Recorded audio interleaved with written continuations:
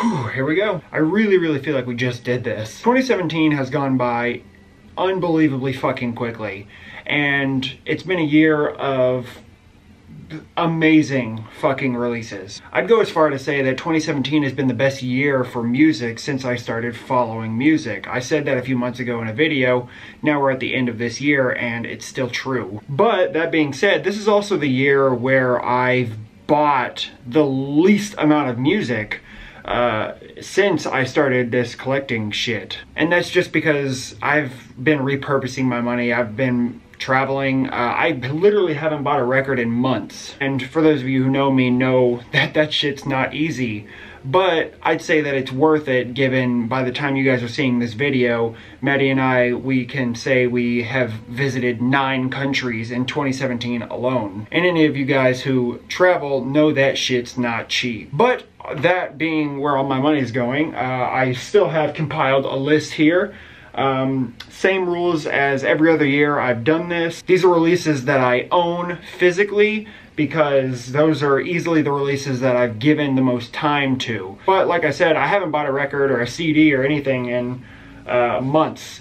So I can tell you that a few things that I've listened to would be on this list, but I haven't fucking bought them yet, so I'm not going to include them. For example, the new Midnight album, the new Acid Witch album, which I surprisingly liked more than the new Midnight album, the new Vril album, the new Sortilegi album. These are all albums that I've heard. They're all fucking really good, and they'd all be on this list, edging some things out had I actually, you know, bought them. But we have what we're dealt, so let's fucking do this. Let's get into it. I'm gonna show you 25 till maybe like 4, and then I'll show you my favorite EP of the year, and then I'll show you my maybe top 3 favorite albums, something like that. I'll figure it out as we go along. No reason to waste any time. Let's get started. So I just talked about this thing. Number 25, we have Phrenelith with Desolate Inscape. Just good, straightforward, fucking nasty death metal. I'd say if it weren't for the vocals on this thing, maybe this thing probably wouldn't have made the list, just because the vocals for me is really the best part about this album.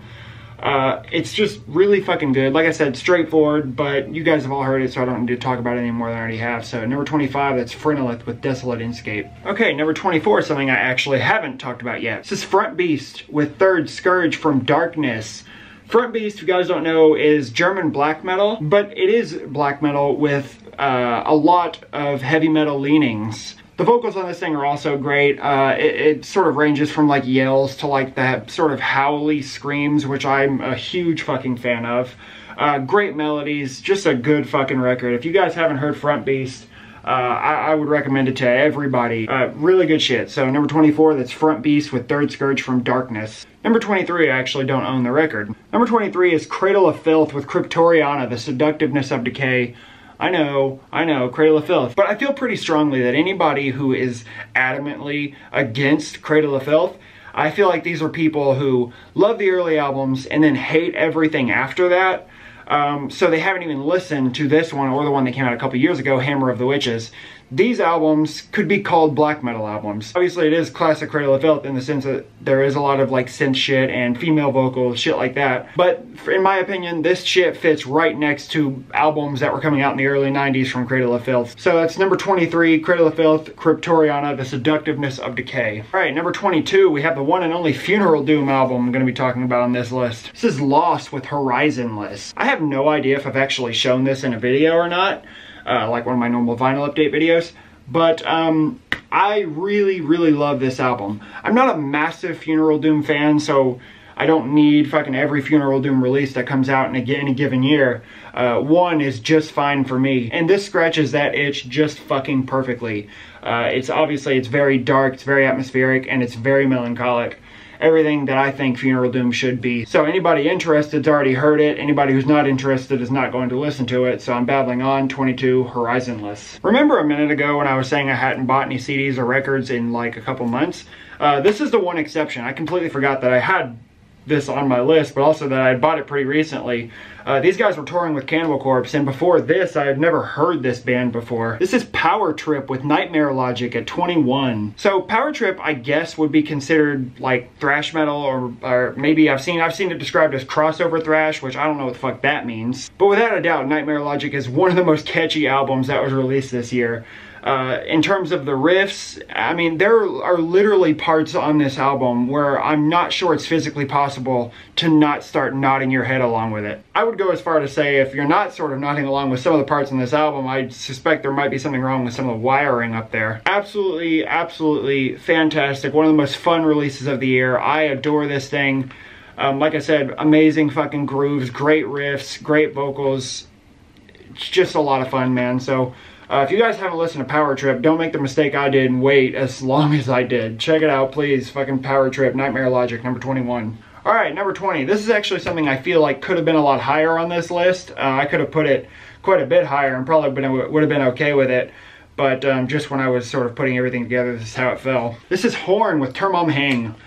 So this is sort of like epic pagan black metal, I guess. This thing has some really, really good riffs on it, specifically on the first song. Not the first riff in the song, but there's a part, maybe like a minute and a half in, where the second main riff of the song starts, and it's so fucking good. That shit gets stuck in my head, man. I've put this record on because I've been humming that fucking riff all day. Pretty much everything about this album that I could talk about is the mark of a good album. It's memorable, it's catchy, it's a fun listen.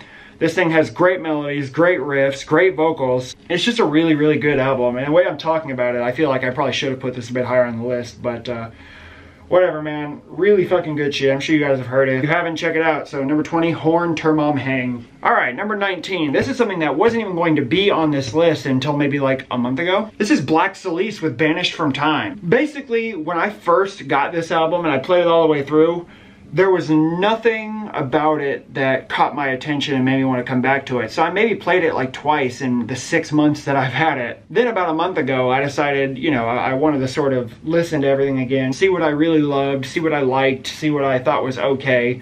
And this is one of the albums that I went back to, and I ended up really liking it. Maybe I was in the wrong mindset to listen to something like this at the time. I couldn't tell you.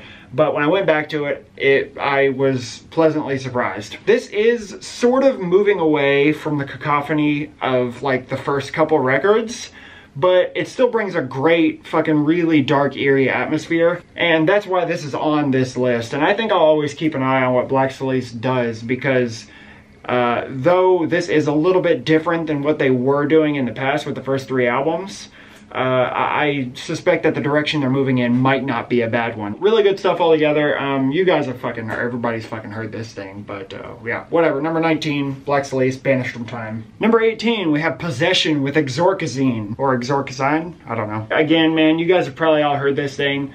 It's like Black Death from Belgium. One of the last times I listened to this thing, I caught myself sort of you know, focusing on something else that I was doing at the time. I don't know if I was hanging shirts or something like that.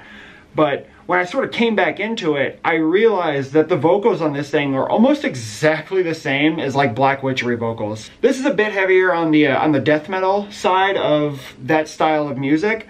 But I think if you like Black Death, then you probably fucking own this. But if you like Black Death and you haven't heard it, I mean, I would recommend it. Good black metal riffs, good death metal riffs. This thing is just a crowd pleaser all around. So if you haven't heard it, check it out. Number 18, Possession with Exorcism. Alright, number 17, we're going on to something a little bit noisier. This is Weregoat with Pestilential Rites of Infernal Fornication. So Weregoat kind of does, for me, what a band like Archgoat does. It is black death metal. Maybe some people want to call it war metal.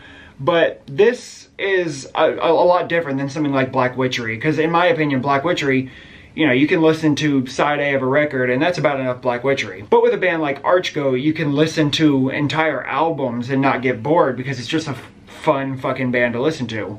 Weregoat is very much the same for me. I could listen to everything of Weregoat that I have front to back and I wouldn't be the slightest bit bored, because Weregoat is just a fun listen. No matter how long Weregoat's around, I don't see this band sort of budging on their style. So it's going to be Black Death from here on out. So check it out. Where Go, Pestilential Rites of Infernal Fornication at 17. Alright, number 16. This is Sarkrista with Summoners of the Serpent's Wrath. When I talked about Sarkrista before, I said that it's very reminiscent of Sargeist, maybe just a little bit more atmospheric. And I would say that that is the best description that somebody could give this band to somebody who's never heard this band. But for everything that I've heard, in terms of melody, this thing is one of the absolute best. If I was judging on melody alone, this might be fucking in the top 3. Very, very reminiscent of Sargeist, and with the way that the alphabet works, this actually sits right next to my Sargeist records in my collection too, so it's fitting. So if you haven't heard it, this is some of the best fucking black metal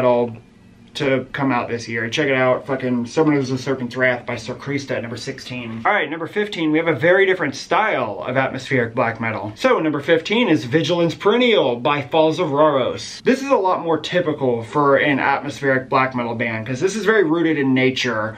And, you know, with normal atmospheric black metal bands, you have the sort of soaring riffs over top and the sort of distant vocals, shit like that. But, I mean, if you guys like Panopticon and you've never heard Falls of Rauros, you would love Falls of Rauros, because it is very similar to stuff like Panopticon.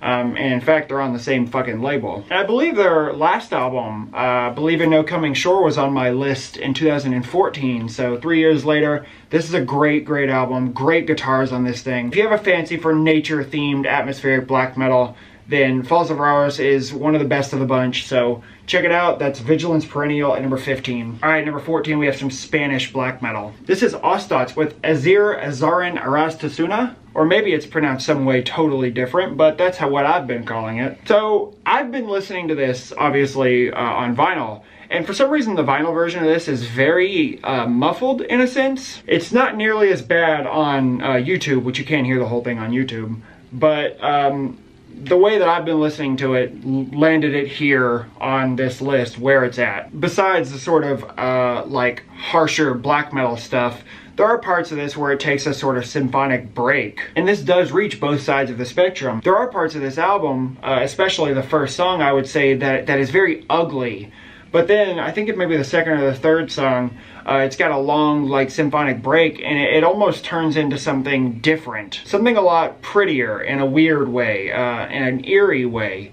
And I would say that this album is best listened to in full, because it is more like a journey than a compendium of songs. But I love this thing. This is the first album that I bought in 2017, and I still love it as much as I do now. So, yeah, check it out. Ostats Azir Azaren Arastasuna at number 14. And weirdly enough, looking at number 13, I would say something like Ostats sort of bridges the gap between Falls of Rauros and this, in the sense that that has parts that are pretty, parts that are ugly.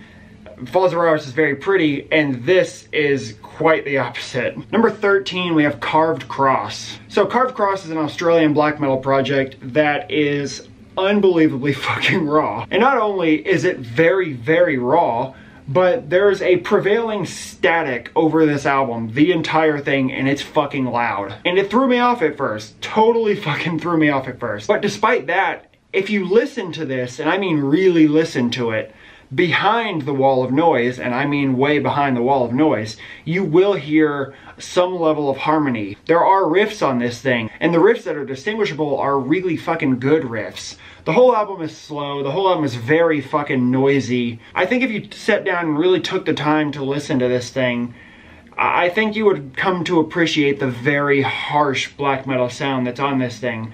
You just have to really listen to it. But I like that. I like a challenging listen from time to time, and when you give it the effort, it winds up on the end of the year list. So, number 13, Carved Cross. Alright, number 12. I'm putting both of these together for this one. These are both of the Grave full-lengths that were released in 2017. I decided, instead of just putting them and giving them separate spots, I would just average them and put them on the list where they fell that way. They were both going to be like in the top 15 anyways. So I figured I would just average them, and they landed here. So this is Tomb of Agony, and this is Projectioner Afdod.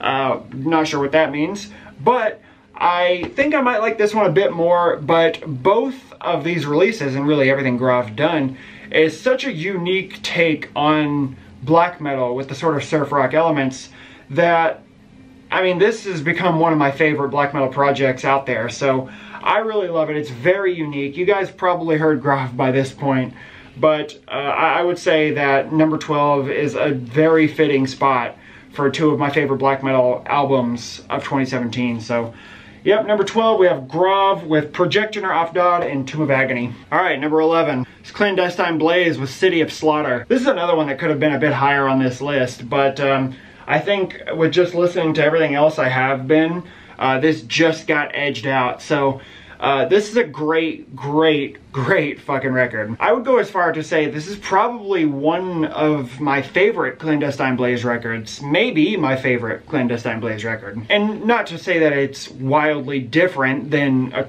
every other Clandestine Blaze record, because this does what Clandestine Blaze has always done, and that's sort of harking back to the earlier Norwegian style of black metal, specifically like Darkthrone. I feel like Clandestine Blaze has always had a thing with sort of making records that kind of sound like earlier Darkthrone records, but I don't think anybody in their sane mind would complain about that, because this is really fucking good.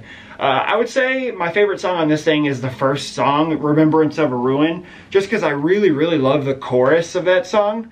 But besides that, Prelude of Slaughter is cool once you get past the really long fucking like ambient part with like the backward speaking shit. And the last song, Century of Fire, is also really good. Overall, this record is almost perfect. I definitely like it better than New Golgotha Rising that came out a couple years ago. And I say that this will be the Clandestine Blaze record that I probably will prioritize and spin more often than pretty much all the other ones. So really good. 11, that's Clandestine Blaze with City of Slaughter. All right, number 10, top 10, guys. I just talked about this one pretty recently too. This is Undergang with Misanthropology. This is without a doubt the nastiest fucking record that has come out this year. In terms of the instruments, in terms of the vocals, this thing is slow, it's groovy, it's fucking nasty. And again, I would say that this record landed so high on this list just because of how much I love the vocals. This is that real deep fucking nasty gurgle vocal done perfectly, and I can't get enough of this record, man. I spin this thing a lot. This is a great fucking album. You guys have heard it. Fuck. Number 10, Misanthropology. Alright, number 9. This is Jindad with Nedstigning. Norwegian black metal done like early Norwegian black metal. These guys have been putting out fucking release after release over the past year. This is like, I think they've done 5 releases in the past year. And this is the only full-length album. I have absolutely no complaints about this. The vocals are amazing. The instruments are amazing. This shit reminds me of stuff like Vedbund's Ende, and there's even some riffs that sound like Darkthrone riffs on here. So this is not so obvious of a take on old school black metal, but the riffs are definitely there. Just to sort of tip a hat, or maybe just lend some appreciation to the earlier styles of Norwegian black metal. Just in short, man, no complaints about this thing. It's a fucking burner. So number 9, Nedstigning. Alright, number 8. This is Uvia with Enigma. This thing absolutely is best listened to front to back with no breaks. This album qualifies as being like a journey, and I said that about the Ostats record, but it's especially true for this. This thing, I would say, has a little bit of something for everybody. It's emotive, it's dark, it's atmospheric. There are parts that are quiet with sort of like ambience and fucking sound of rain, but then it'll get loud and fast. This thing plays the entire field, and it's just an amazing fucking record. I can't complain about this thing, man. It's absolutely fantastic, and I think every one of you who have heard this thing know it's absolutely fantastic. So, number 8, Uvia, Enigma. Alright, number 7, United States black metal. This is Birth with Saviors of Armageddon. This is an absolute fucking masterpiece. And I know there's already been talk of another Birth album, and I think there's already been a song that was released for another Birth album already as well. I guess to put it poetically, this thing is absolute submersion in fucking darkness. Production is perfect, it's lo-fi, it's fucking scary sounding. There are parts on this album that are faster, and then there are parts that are slower, and the parts that are slower are real fucking creepy. The guy's vocals, like I've said before, it reminds me a little bit of Rest from Leviathan's vocals.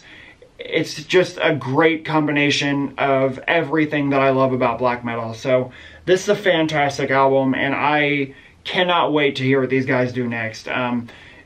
You guys have fucking heard this thing. Check it out. Birth, Saviors of Armageddon at number 7. Alright, number 6. Number 6, we have Drowning the Light. I'm not sure how to pronounce the name of this thing. Maybe it's Varkolasi Rising or Varkaloki Rising. I really don't know.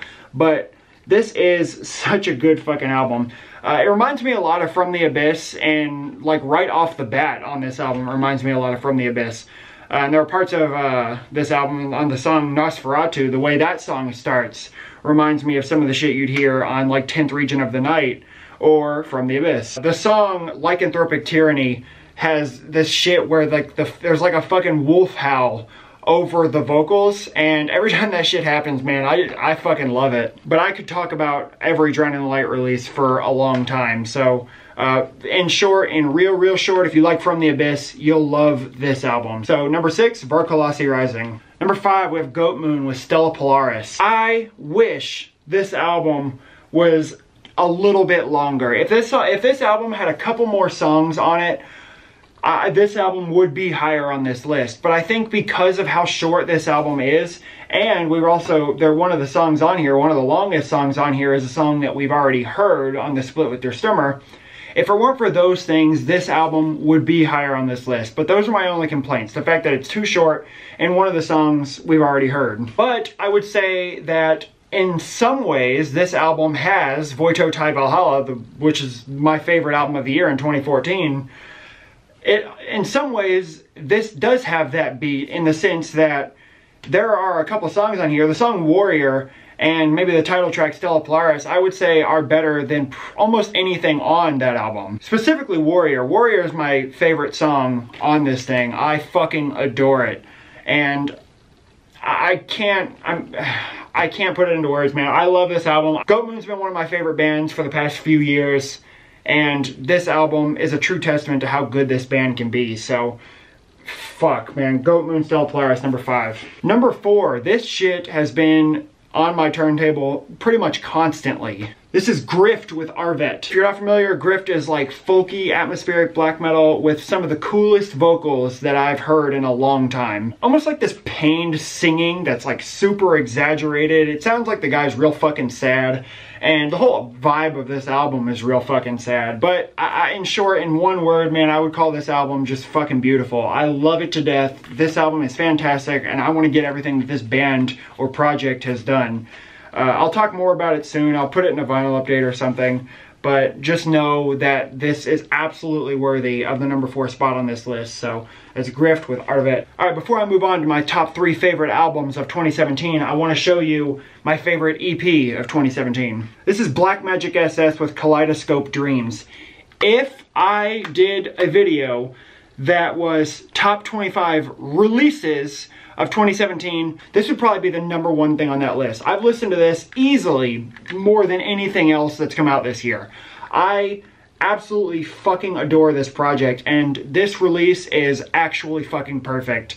If it's not your style, if you don't like the style of music that Black Magic SS plays, completely understandable. But if you do, I find it hard to think that this release is anything short of absolutely fucking perfect. This is easily one of my favorite things that's come out this year, basically, and I love it to death, and I would fucking kill a man or two to have this on vinyl. I'd like to have all the Black Magic SS stuff put on vinyl, but fucking perfect, man. So favorite EP of the year easily is Black Magic SS. Also, I would have liked to have put the Rope Sect EP in there because that I've been listening to that a lot recently too, and that absolutely deserves to be on a list. But I'm not doing an EP list. Fuck that. I don't want to go through and show every release that I liked this year.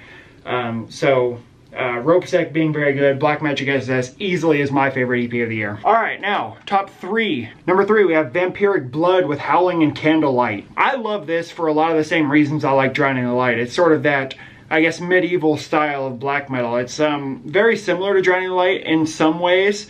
I would say it is a bit different in the sense that some of these songs actually have like choruses, which I can appreciate. But the song on here, Bleeding for Satan, is easily one of my favorite songs that have come out this year. Very grim, very dark, but there are parts where it's a little bit uplifting and emotive, and it's just got everything on the spectrum, but it's really fucking good. I can't wait for this thing to be put out on LP. I love it to death. Easily fucking worthy of the number 3 spot on this list. So If you guys haven't listened to it, for the love of God, man, check it out. Vampiric Blood, Howling and Candlelight. All right, number 2. This is Vulture with the Guillotine. This is another one where it's one of the most fun albums of the year, without question. I don't have a single complaint about this album. The vocals are some of my favorite vocals like ever.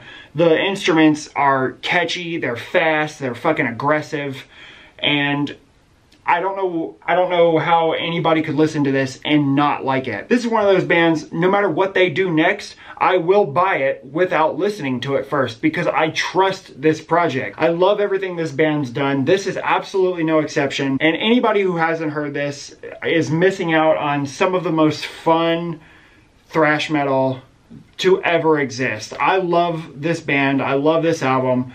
And I'd love for any of you who have not heard it to listen to this immediately. The song on here, Electric Ecstasy, is my favorite song on the album. So I would recommend start with that if you haven't fucking heard it. But for the love of God, check it out if you haven't. That's Vulture with the Guillotine at number 2. And I suspect number 1 is going to be very obvious for some of you. Or maybe I'm about to catch some of you off guard. Number 1, favorite album of 2017 is the Black Dahlia Murder with Nightbringers. I know, I wish I could have made this something a little bit less obvious. But I would have not felt right putting this anywhere except for the number 1 spot. This album felt nostalgic to me the very first time I listened to it. The second I put this thing on and listened to it all the way through, it threw me back to when I heard Nocturnal for the first time. This really feels like something this band would have done in 2007. And it's so nostalgic for me. I can reminisce over times before this album even came out while listening to it. For me, there's no greater tool for reminiscing than music. But when I first heard this and it sort of sparked that nostalgia, I don't know how to talk about this album because of how much I truly fucking love it. Say in 5 years, I could see myself saying that this is the best Black Dahlia Murder album. The themes of the lyrics, perfect. Music, perfect. Vocals, perfect as always. And I wish I could sort of articulate how I feel a bit better than I am because I'm kind of mumbling and tripping over my own words because I don't know how to talk about an album that makes me feel the way this album does. But before I go on forever, basically my favorite song on this thing is Widowmaker. I would say besides Widowmaker, Matriarch and Jars are really good songs. This album doesn't have any low points. I would say the one song that I don't find myself sort of really getting into is the second song of God and Serpent of Spectre and Snake. Nightbringers is an amazing track. Kings of the Night World's a great tune. As Good as Dead. The Lonely Deceased is a perfect way to cap this album off. I don't want to go on forever. But without a doubt, 100%, my favorite album of 2017, The Black Dahlia Murder, Nightbringers. Fucking hell, and that's it. That's 25 records. I showed you a favorite EP. I didn't do honorable mentions. I could have, like, Angel Lust put out a really good album. Full of Hell album was pretty good. But I don't want this video to be, I don't know how long this video is going to be. I've been recording for like 49 minutes right now, so I'm going to edit it down. I'm going to be able to edit quite a bit out, but yeah, thanks for fucking sticking around. I know these are always the longest videos of the year for me, so if you sat through it, fucking thanks, and yeah, hopefully next year I'll be back on track buying more records than I have been.